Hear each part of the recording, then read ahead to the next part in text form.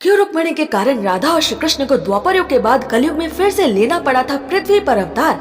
ये बड़ा रहस्य आज भी 90% हिंदुओं से या तो छुपाया जाता है या जानबूझकर नहीं बताया जाता।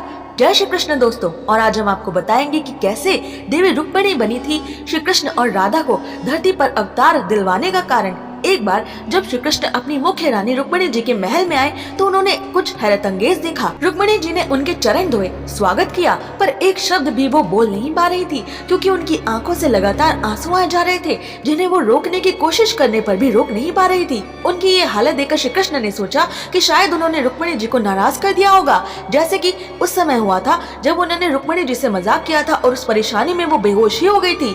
पर वो कारण नहीं था और प्यार के साथ गुस्से के स्वर में रुक्मिणी जी हैरान थी कि श्री कृष्ण उनके संकट का कारण नहीं समझ पा रहे हैं। श्री कृष्ण रुक्मिणी जी की हर बात बिना कहे समझते हैं, पर यहाँ फिर से अपने दिव्य उद्देश्य की पूर्ति के लिए श्री कृष्ण ने अज्ञानता की लीला की, जैसे उन्हें कुछ पता ही नहीं।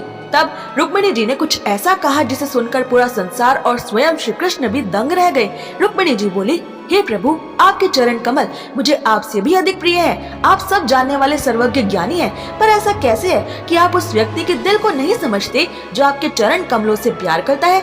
यदि आप राधा भाव यानी श्रीमती राधा रानी के निस्वार्थ प्रेम की मनोदशा को अपने हृदय में विकसित करेंगे, तभी आप मेरे द्वारा महसूस किए गए प्रेम की गहराई को समझेंगे। मेरे अलावा सिर्फ श्रीमती राधा रानी ही है जो इस भाव को महसूस करती है और समझ सकती है। राधा रानी के आपके लिए अलौकिक प्रेम को अनंत जन्मों तक बोलकर भी नहीं समझाया जा सकता। मैं सदा आपके हृदय पर वास करके भी श्री राधा की तरह आपके चरण कमल पाने की इच्छा करती हूँ। इन शब्दों को सुनकर आश्चर्य में श्री कृष्ण बोले, हे देवी, आपने अभी जो कहा वो मुझे ठीक से समझ नहीं आया। वो क्या है जो मेरे लिए अज्ञात है? आपके शब्दों ने मेरे दिल को मोहित कर लिया है। मैंने पहले कभी नहीं सुना था कि कुछ ऐसा था जो मुझे समझ नहीं आया। वो कौन सा दुर्लभ पदार्थ है जो तीनों लोकों में सबसे मूल्यवान है? रुक्मिणी जी ने उत्तर दिया, आप आपके चरण कमलों की शक्ति को नहीं जानते। ये मुझे आश्चर्यचकित करता है कि कैसे राधा रानी आपको अपने दिव्य गुणों से पूरी तरह बांधती है। आज भी आपका दिल उनके लिए तरसता है और जब भी आप राधा का नाम जपते हैं तो आपकी आंखों से आंसू बह निकलते हैं। राधा के पवित्र प्रेम की शक्ति देखिए।